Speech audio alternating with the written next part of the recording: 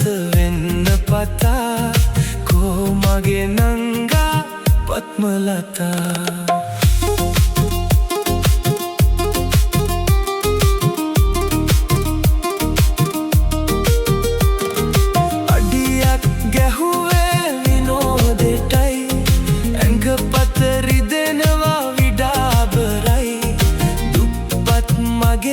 සතුට නුඹයි උඹේ අතින් කන කෑම රසයි කරවල හෝ උඹල බැඳුම බයිට් එකට නම් රස පදම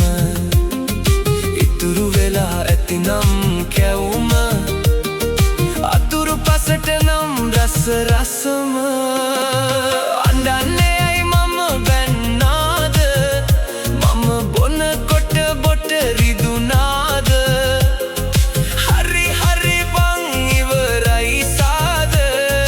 ආයේ බොන්නේ නෑ හරි නේද අමතක කර දුක් කඳුළු කතා හෙට ගැන ආදරයෙන්ම සිතා කාටත් යහපත වෙන්න පතා කෝ මගේ නංගා පත්මලතා